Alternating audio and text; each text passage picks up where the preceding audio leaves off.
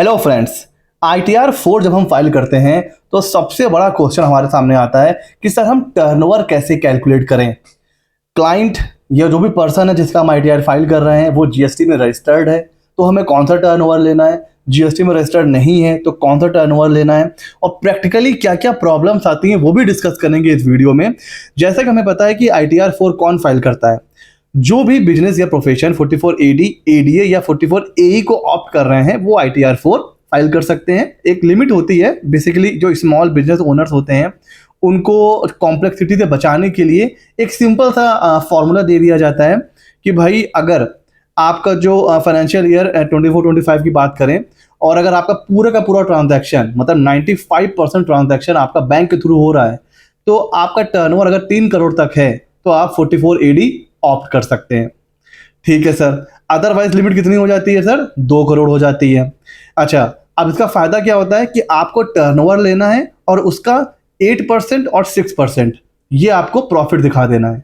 6% वही अगर 95% बैंक में आ रहा है और अगर कैश में है तो 8%। इतना दिखाइए ITR 4 में और फाइल कर दीजिए, उसके बाद जो टैक्स आ रहा है वो पे कर दीजिए। तो ये होता है। हाँ, अगर आप इसके नीचे दिखाएंगे 8% और 6% से बिलो दिखाएंगे अपना प्रॉफिट तो फिर टैक्स ऑडिट करवाना पड़ेगा। तो ये वो लिमिट है जो हम लोग ITR 4 फाइल कर सकते हैं, 44AD क्लेम कर सकते हैं। इसका बेनिफिट ये भी हो जाता है कि हमें अकाउंट नहीं मेंटेन करना है, बहुत ज़्यादा डिटेल में नहीं जाना है, सिंपली टर्नओवर उठाया, उसका परसेंटेज दिखाया और फाइल हो जाता है। ठीक है, अब डिटेल में 44AD क्या है इसको हम लोग डिस्कस कर चुके हैं अपने इनकम टैक्स कोर्स में। अगर आपने नहीं देखा है लिंक डिस्क्रिप्शन में आप देख सकते हो। आज हम इस वीडियो में बात करने वाले हैं जो सबसे बड़ी प्रॉब्लम आती है कि सर अगर हमें किसी का ITR 4 फाइल करना है तो टर्नओवर कैसे कैलकुलेट करना है, कहां से उसका प्रॉफिट दिखाना है, ये हमें आप बता दीजिए क्योंकि बहुत कंफ्यूजन हो जाता है। तो इसके बारे में आज डिस्कस करेंगे। अलग अलग मेथड होते हैं, अलग अलग तरीके होते हैं, वो आज बात करेंगे। सबसे पहला और बेसिक, जिस भी पर्सन का आप 44AD में ITR फाइल करना चाह रहे हैं, ITR 4 फाइल करने जा रहे हैं, सबसे पहले ये देखिए क्या वो GST में रजिस्टर्ड है या नहीं।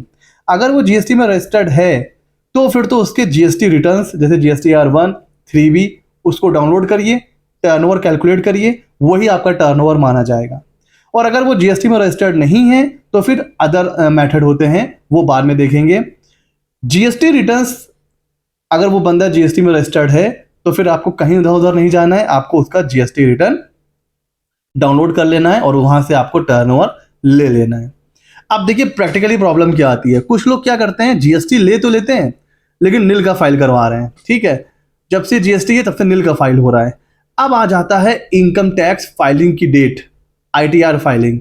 अब उनको चाहिए होती है सर हमारी इनकम दिखा दीजिए। तो कहाँ से इनकम दिखा दें? आपका GST है वो नील का फाइल हो रहा है, हम कहाँ से आपका टर्नओवर दिखा दें? अरे सर थोड़ा बहुत दिखा के फाइल कर दीजिए। तो भैया ऐसा मत करिए, बिकॉज अगर आपका ITR का टर्नओवर मैच नहीं हुआ GST के टर्नओवर से तो होगा पता है क्या? एक नोटिस आएगा GST डिपार्टमेंट की तरफ से, उसके ऊपर वो GST भी मांगेंगे, उसके ऊपर आपको पेनाल्टी भी लगाएंगे और इंटरेस्ट भी लगाएंगे। ये लोग धड़ल्ले से कर रहे हैं, मतलब क्लाइंट भी नहीं सुनता है कि GST ले रखा है, GST नील का फाइल हो रहा है। जब ITR फाइल करवाने आते हैं, अरे सर 5 लाख इनकम दिखा दीजिए ना, अरे सर थोड़ा सा टर्नओवर दिखा दीजिए ना, बैंक में डिपॉजिट करना है, बैंक में उसको सबमिट करना है, लोन लेना है। तो उनको समझाना पड़ता है सर आपका GST में टर्नओवर कुछ भी नहीं है, जैसे ही मैंने ITR में दिखाया आपका टर्नओवर तो भैया आपको GST पे करना पड़ेगा। तो ये ध्यान रखने वाली चीज है कि आपका इनकम टैक्स और GST दोनों का टर्नओवर मैच होना चाहिए। एक ऐसी सिचुएशन हो सकती है जहां पर आपका GST और इनकम टैक्स का टर्नओवर मैच नहीं करेगा। वो एक सिचुएशन ये है कि अगर आपने GST मिड ईयर में लिया है, सपोज आपने GST लिया अक्टूबर में, तो ऑब्वियस सी बात है कुछ ऐसी सेल होगी जो प्री GST पीरियड की होगी, अप्रैल टू अक्टूबर वो टर्नओवर, और फिर जब आपने GST लिया अक्टूबर को तो अक्टूबर से मार्च तक का टर्नओवर, जब आप दोनों को ऐड करोगे ना तो GST का टर्नओवर तो भाई अक्टूबर से लेगा और इनकम टैक्स का टर्नओवर पूरे साल का होगा। इस सिचुएशन में हो सकता है कि आपका जो टर्नओवर है वो ITR और GST में मिसमैच हो जाए। सर क्या यहाँ भी नोटिस आएगा? आ सकता है, आएगा ही नहीं बट हाँ आ सकता है, लेकिन अगर आएगा तो आपके पास उसका प्रॉपर रिप्लाई होगा। उसका रिप्लाई यही होगा कि हमने मिड ईयर में GST लिया है, तो जो आपका मिसमैच आप देख रहे हो इनकम टैक्स और GST में वो प्री GST पीरियड का है। तो ये मिसमैच का एक केस हो सकता है। लेकिन अगर GST पूरे साल भर है और वो फाइल हो रहा है, फिर आपका टर्नओवर उससे मिसमैच नहीं कर सकता, बिकॉज नोटिस फिर आने के चांसेस बहुत हाई हैं। अब केस ले लेते हैं सर जहां पर जीएसटी में रजिस्टर्ड नहीं है। अब देखिए, अभी मैंने आपको बताया 44 एडी वालों को अकाउंट मेंटेन नहीं करना होता है। सर आप टर्नओवर कहां से लेंगे? भले ही अकाउंट नहीं मेंटेन करना होता है, लेकिन अगर आप बिजनेस चला रहे हो तो कुछ बेसिक रिक्वायरमेंट है, कुछ बेसिक डॉक्यूमेंट्स हैं जो आपके पास होने ही चाहिए और जो होते भी हैं। जैसे आपके पास सेल इनवॉइस होगा, नहीं होगा तो नॉर्मल आपने इनवॉइस छपवा रखा होगा या कोई सेल एस्टिमेट छपवा रखा होगा, वो ले लीजिए। अच्छा सर वो भी नहीं करते हैं, अरे सर फिर तो आप एक काम करिए, बैंक अकाउंट उससे ले लीजिए, ठीक है, करंट अकाउंट ले लीजिए। अब करंट अकाउंट में जो भी पैसा आता है ना, डिपार्टमेंट ये मान के चलता है आपके बिजनेस का है, तो जितना भी अकाउंट में पैसा आ रहा है उसको उठाइए, ऐड कर लीजिए और फिर क्लाइंट को बैठाइए और फिर क्लाइंट से पूछिए इसमें से आपके पर्सनल नेचर का कौन कौन सा खर्चा है। कौन, ऐसा तो नहीं अनसिक्योर्ड लोन है, ऐसा भी हो सकता है पेरेंट्स से पैसा आया है, ब्रदर से आया, सिस्टर से आया, रिलेटिव से आया, फ्रेंड से आया, सब उसे डिटेल लीजिए, उनको अलग करिए, फिर जो बच जाएगा वो आपका बिजनेस का टर्नओवर होगा, वो आपको दिखाना होगा आईटीआर में। उसी तरह अगर सेल का रजिस्टर कोई मेंटेन कर रखा है, बहुत अच्छी बात है। कई बार अगर आपका कोई कॉन्ट्रैक्चुअल नेचर का अगर आपकी इनकम है तो आपके ऊपर टीडीएस वगैरह कटता होगा, तब फिर आपको वहां पर सेल की फिगर या टर्नओवर की फिगर आपको 26 से भी मिल जाएगी। और जो बिजनेस रिसिट नेचर होता है वो कई बार एआईएस टीआईएस में भी आता ही है, तो वहां से भी आप जो है उसको देख सकते हो। लेकिन अगर क्लाइंट रजिस्टर्ड नहीं है जीएसटी में तो सबसे फुल प्रूफ क्या है, सेल इनवॉइस लीजिए, सेल रजिस्टर लीजिए। नहीं मेंटेन हो रहा है, बैंक अकाउंट उठाइए, कैश लेजर उठाइए, जो भी रिकॉर्ड मेंटेन कर रहा है उस हिसाब से पूरी उसके कैलकुलेट करिए, वो हो जाएगा आपका टर्नओवर। लेकिन एक बात ध्यान रखिएगा, यहां पर भी लोग क्या क्या क्या करते हैं कि आईटीआर फाइल कर दी, जीएसटी में रजिस्टर्ड नहीं था, ठीक है, आपने बैंक अकाउंट निकाला, बैंक अकाउंट को आपने ऐड किया। अब अगर आपने ना उसमें आपने सपोज टर्नओवर शो कर दिया 20 लाख अबव या 40 लाख अबव, जो जीएसटी रजिस्ट्रेशन की लिमिट होती है, तो अब होगा क्या पता है, एक नोटिस आएगा जीएसटी डिपार्टमेंट की तरफ से कि आपने आईटीआर में अपना टर्नओवर 20 लाख से ज्यादा शो करा है या 40 लाख अगर गुड्स है तो शो करा है। अब आप हमें ये बताइए, शो कॉज नोटिस आएगा, ये बताइए कि आपने जीएसटी में रजिस्ट्रेशन क्यों नहीं लिया। तो अगर आपके पास क्लाइंट आ जाए और क्लाइंट आपने उसके बाद उसका bank statement, sale invoice, sale registered सब कुछ ले लिया, आपने ऐड किया, वो 20 लाख और 40 लाख से ज़्यादा आ रहा है, तो आईटीआर फाइल करने से पहले उसको बताइए कि सर आपको जीएसटी रजिस्ट्रेशन लेना पड़ेगा, उसका जीएसटी रजिस्ट्रेशन करवाइए, जो भी जीएसटी का पेमेंट होना है वो करवाइए।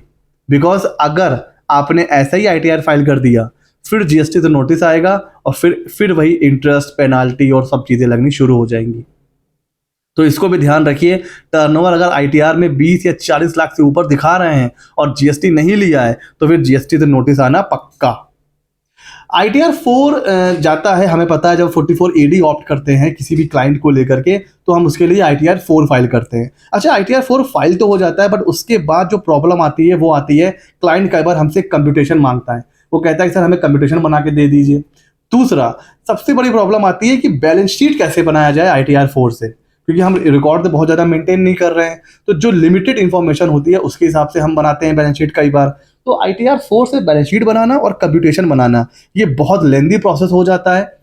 तो उससे बचने के लिए हम लेकर के आए हैं एक ऑटोमेटिक एक्सेल की यूटिलिटी, जिसमें जो आईटीआर का जेसन होता है ना, जब आईटीआर आप फाइल कर देते हो तो जो जेसन डाउनलोड होता है इनकम टैक्स की वेबसाइट से, उस जेसन को आपको बस क्या करना है, अपलोड करना है और ऑटोमेटिक बन जाएगा आपका कंप्यूटेशन और बन जाएगी आपकी बैलेंस शीट। जी हाँ, कुछ भी आपको टेंशन नहीं लेनी है, आपको अपने आईटीआर की जेसन अपलोड करनी है एक्सेल यूटिलिटी में, वो with in 4 to 5 minute computation और बैलेंस शीट दोनों बन जाएगी आपकी, वो भी सिर्फ ओल्ड फॉर्मेट में नहीं, जो न्यू फॉर्मेट है इनकम टैक्स का अगर मैं बात करूं तो ये जो वर्टिकल बैलेंस शीट है जो इस साल से एप्लीकेबल है, और जो वर्टिकल प्रॉफिट एंड लॉस है उसके जो नोट्स हैं, और ये जो ओल्ड फॉर्मेट वाली टी शेप वाली बैलेंस शीट है, ये सब बन जाएगा 4 से 5 मिनट में। और कुछ इस तरीके का कंप्यूटेशन भी बन जाएगा हमारा विद इन 2 मिनट, जिसमें सारी डिटेल होगी, नेम, बैंक डिटेल, ये सारी चीज़ें। तो इस तरह का कंप्यूटेशन और बैलेंस शीट ये आप बना सकते हो सिर्फ जेसन अपलोड करके। और इसमें एक ऑफर भी है सर छोटा सा।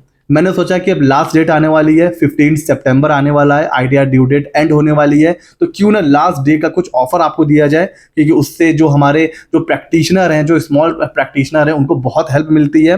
तो वैसे तो ये जो यूटिलिटी है वो 350 रुपीज़ की है, बट फ्लैट 100 रुपीज़ का ऑफ, और 15 सितंबर तक आप इसको ले सकते हैं सिर्फ 250 रुपीज़ में, और 250 रुपीज़ लेकर के लाइफ टाइम, उसके बाद आपको कुछ भी पे नहीं करना है।